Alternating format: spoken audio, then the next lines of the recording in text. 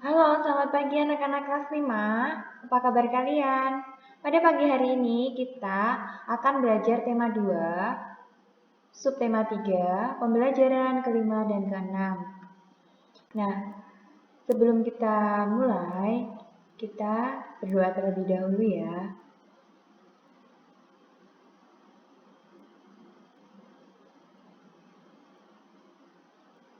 Baik, sekarang kita lanjutkan lagi. Nah, anak-anak, pada pertemuan yang sudah kita lewati, kita lalui, Ibu minta kepada kalian untuk membuat poster. Nah, poster tentang pernapasan. Ibu sudah memeriksa beberapa dari kalian, yang belum Ibu tunggu ya. Gambarnya cukup baik, cukup bagus, sudah menarik, dan mampu memberikan informasi yang cukup jelas, sehingga mampu mempengaruhi pembaca untuk melaksanakan ajakan pada poster tersebut, khususnya dalam mengajak untuk merawat organ pernapasan. Nah, selanjutnya, apa saja ya?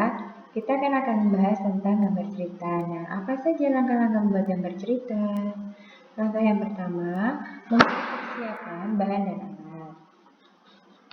Sebelum menyiapkan bahan dan alat, sebaiknya kamu tentukan dahulu jenis teknik yang akan digunakan, teknik basah atau teknik kering. Setelah itu, persiapkan alat dan bahannya sesuai teknik yang digunakan. Yang kedua, pembuatan sketsa. Setelah menentukan tema, langkah selanjutnya adalah membuat sketsa. Sketsa sebaiknya dibuat lebih dari satu agar kita dapat memilih yang terbaik. Yang ketiga, menyempurnakan gambar. Dari beberapa sketsa yang dibuat dapat dipilih satu sketsa yang menurutmu paling baik. Kemudian, sempurnakan dengan menghapus garis-garis yang tidak perlu dan menambah garis atau coretan yang dirasa perlu agar gambar tampak lebih hidup. Jika sudah mantap, warnai gambar dengan baik. Nah, itu tadi 3 langkah dalam membuat gambar cerita. Selanjutnya, dalam teknik pewarnaan tadi ada 2 teknik. Pewarnaan basah, teknik pewarnaan kering. Teknik pewarnaan basah ialah pewarnaan menggunakan media yang memerlukan pengencer, misalnya tinta, cat air, atau cat minyak. Sedangkan teknik pewarnaan kering ialah pewarnaan menggunakan media yang tidak memerlukan bahan pengencer, misalnya pensil warna, krayon, atau oil pastel. Nah, ini adalah alat-alat yang digunakan pada teknik pewarnaan kering dan teknik pewarnaan basah. Pada teknik pewarnaan kering, alat yang digunakan di situ ada pensil, penghapus, penggaris, krayon atau pensil warna. Sedangkan pada teknik pewarnaan basah, ada alat yang digunakan bisa kuas, palet, tempat untuk mencampur warna, tidak menggunakan cat air, kemudian pensil, penggaris, dan juga penghapus ya. Tuh, itulah yang digunakan pada teknik pewarnaan kering dan teknik pewarnaan basah. Selanjutnya, rangkaian gambar berikut merupakan gambar dari sebuah cerita tentang seorang anak yang tidak mau bekerja sama dengan temannya dalam menyelesaikan tugas mewarnai. Kita perhatikan gambar yang pertama, kemudian gambar 2, 3, gambar keempat. Nah, anak-anak, setelah memperhatikan gambar-gambar di samping, gambar-gambar sebelah kiri merupakan gambar sketsa yang telah disempurnakan. Warnanya masih hitam putih ya. Kemudian gambar yang sebelah kanan merupakan gambar yang telah diwarnai. Nah, jadi yang di sebelah kiri itu berupa sketsa, kemudian yang sudah diwarnai yang sebelah kanan. Jelas banget ya perbedaannya ya. Baik. Pada gambar berikut ini kalian akan melihat gambar yang diwarnai telah disusun menjadi cerita dengan ditambahkan teks cerita. Nah, contohnya sebagai berikut. Akibat tidak bekerja sama. Cerita pertama, Jaka dan Rudi diberi gambar harus diwarnai bersama. Ya, jadi bu guru membagikan gambar dan harus diwarnai bersama. Gambar kedua, Jaka mulai mewarnai gambar namun Rudi masih saja bermain. Gambar ketiga, teman-teman lain selesai mewarnai. Yang keempat, Rudi meminta maaf kepada Jaka. Nah, ini sudah menjadi sebuah gambar cerita. Ada gambar dan ada ceritanya.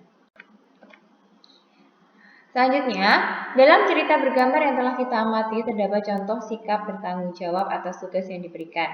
Sikap bertanggung jawab memang harus dilatih sejak kecil supaya menjadi kebiasaan hingga kita dewasa nanti. Nah, sekarang apa akibatnya jika siswa tidak melaksanakan tanggung jawab baik di sekolah, rumah maupun masyarakat? Akibat apabila tidak melakukan tanggung jawab di sekolah, yang pertama, lingkungan sekolah menjadi kotor dan tidak terawat. Contohnya, kalian membuang sampah sembarangan, ya, misalnya habis waktu istirahat kalian makan dan bungkus makanan tersebut tidak dibuang ke tempat sampah, tapi dibuang di halaman. Yang akan terjadi apa? Lingkungan sekolahmu akan kotor dan sekolah terlihat tidak terawat. Yang berikutnya, tentunya nanti kalian akan mendapatkan teguran atau sanksi dari sekolah. Akibat tidak bertanggung jawab di rumah, contohnya lingkungan rumahmu jadi kotor, itu jelas ya.